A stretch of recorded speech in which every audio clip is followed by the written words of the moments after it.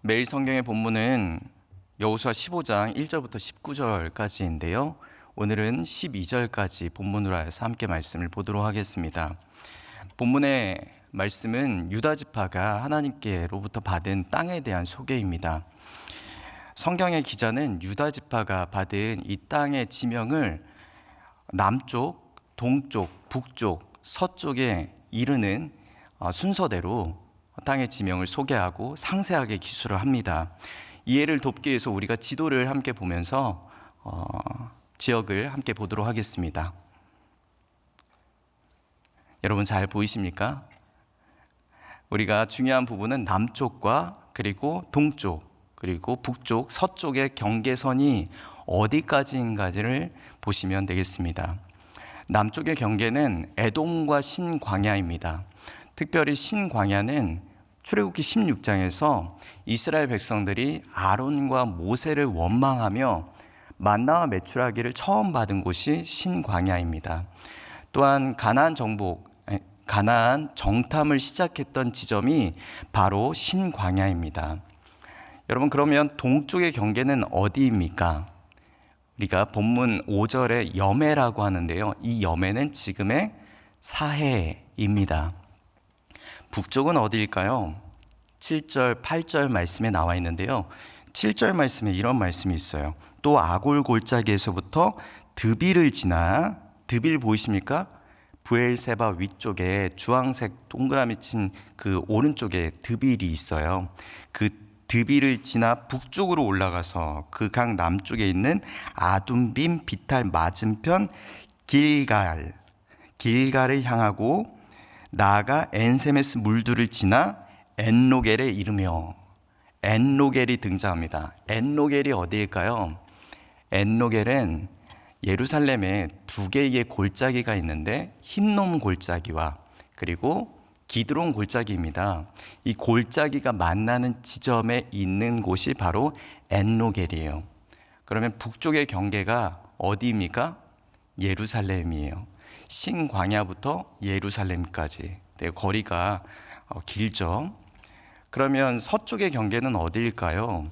서쪽에 대한 경계가 대해인데요. 지금 이 지도에서는 대해가 없잖아요. 우리가 도시로 봤을 때 제가 주황색으로 마크를 해놨어요. 에글론입니다. 이 에글론 이 도시 이 서쪽으로 더 가면 저 바다 보이십니까?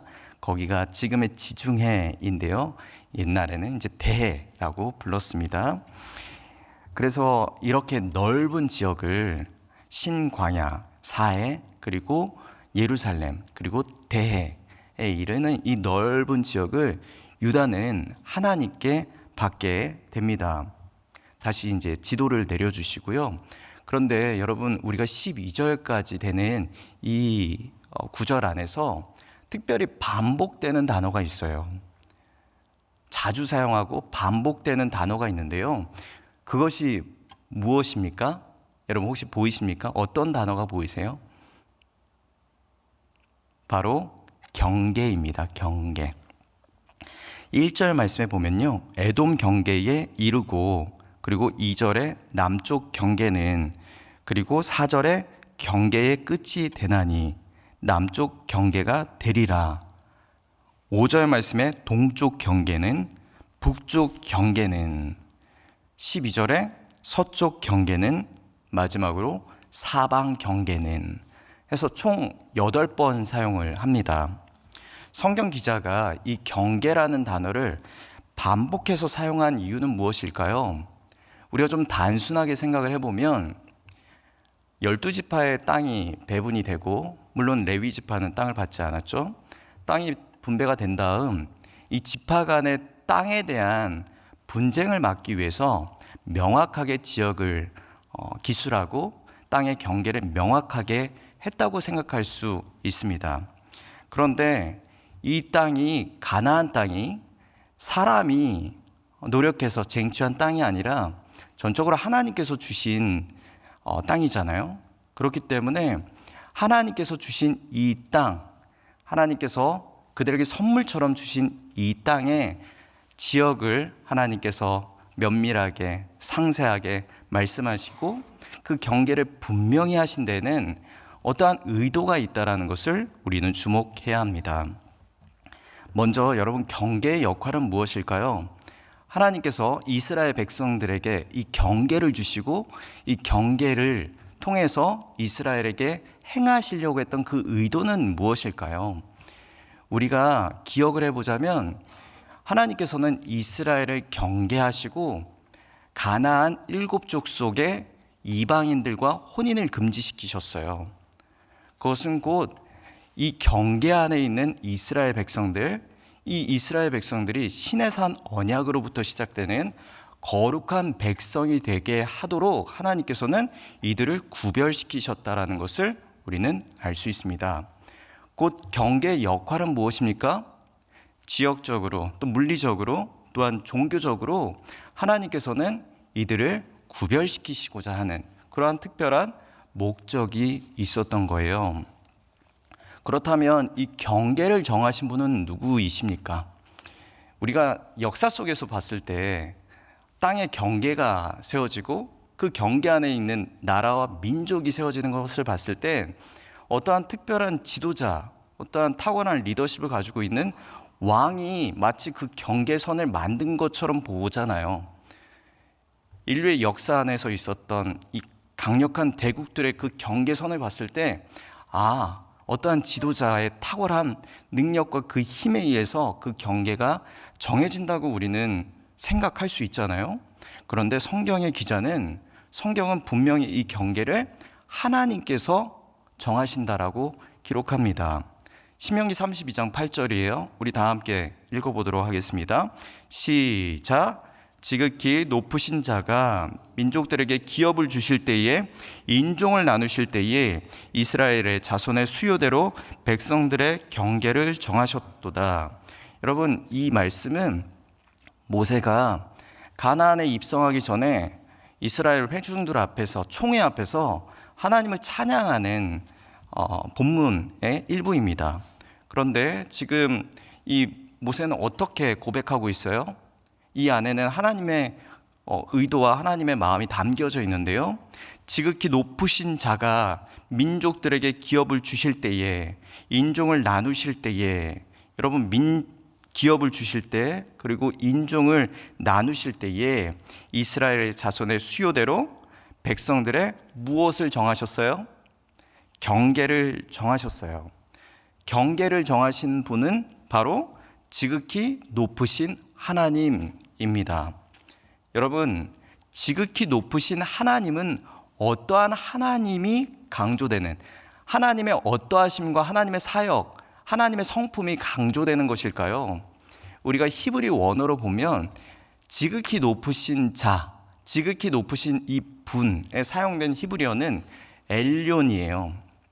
엘론은 다른 본문에서 지존자로 번역되기도 했습니다.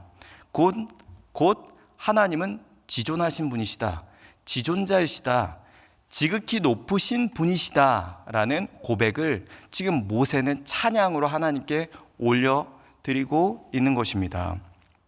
그렇다면 여러분, 우리가 지극히 높으신 분, 지극히 높으신 분이라는 의미는 끝이 없는 높음을 의미하거든요. 이 끝이 없는 높음을 가지신 이 지극히 높으신 하나님은 어떠한 하나님이실까요? 사도행전 17장 24절부터 26절 함께 보도록 하겠습니다. 여러분과 제가 한 절씩 교독하겠게요. 우주와 그 가운데 있는 만물을 지으신 하나님께서는 천지의 주제시니 손으로 지은 전에 계시지 아니하시고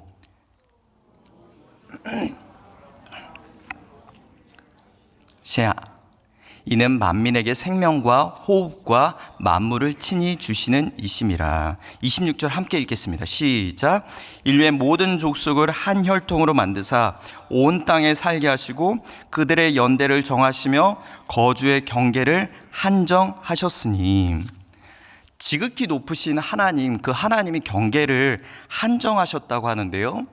그 지극히 높으신 하나님은 어떠한 분이실까요? 우리가 사도행전 27장 이 말씀을 가지고 세 가지로 우리가 좀 나눠서 생각할 수 있습니다. 지극히 높으신 하나님은 온 우주 만물을 창조하신 분이세요. 즉 지극히 높으신 분은 창조주이십니다. 그래서 24절 말씀에 보면 하나님께서는 천지의 주제시니 손으로 지은 전에 계시지 아니하시고 라고 합니다. 하나님, 그분의 영광, 그분의 능력, 그분의 힘, 그분의 모든 성품에는 한계가 있을 수 없습니다. 왜냐하면 하나님은 창조주 하나님이시기 때문입니다. 지극히 높으신 하나님은 창조주이시기 때문에 천지의 주제이시고 모든 것에 있어서 한계가 있을 수 없습니다. 그렇기 때문에 지극히 높으신 분이십니다. 두 번째는 온 우주 만물을 통치하시는 통치자이십니다. 통치는 권위를 의미하기도 해요. 하나님의 권위에는 그 끝이 없어요. 그 권위의 높음에는 끝이 없다는 것입니다. 우리가 25절 말씀에 보면 사람의 손으로 섬김을 받으시는 것이 아니니 이는 만민에게 생명과 호흡과 만물을 친히 주시는 이심이라 라고 기록합니다. 하나님은 온 인류에게 생명을 주시고 한 호흡을 주시고 그리고 만물을 친히 주시는 지극히 높으신 하나님이십니다.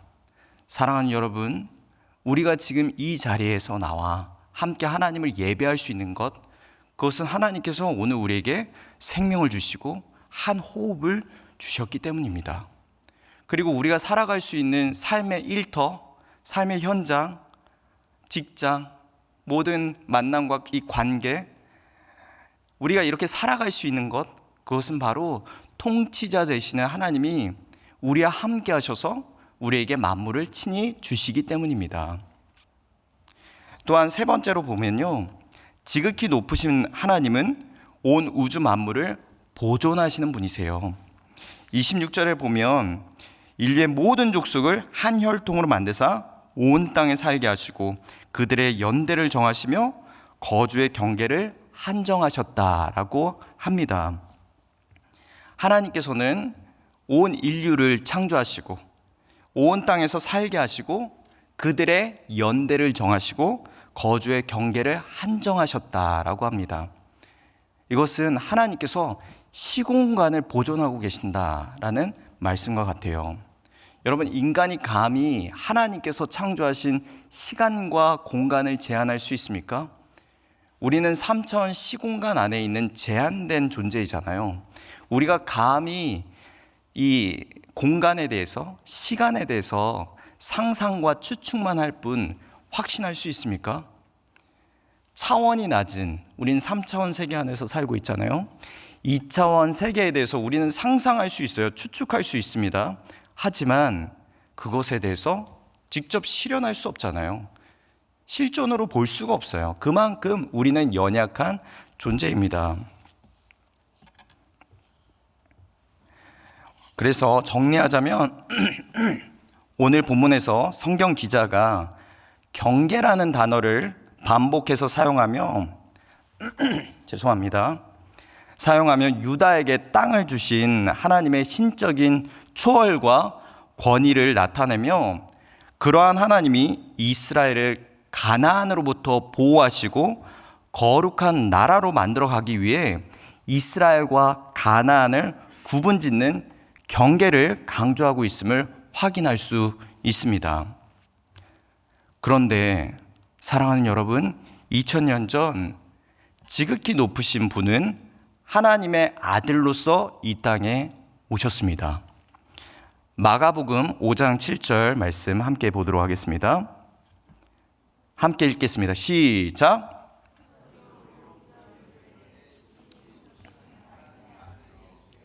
나와 당신이 무슨 상관이 있나이까? 원하건대 하나님 앞에 맹세하고 나를 괴롭히지 마옵소서 하니. 예수님께서 거라사인의 지방에 도달했을 때 귀신들이 예수님께 한 고백이에요. 지극히 높으신 하나님의 아들이여. 귀신이 이토록 괴로워한 이유는 무엇입니까?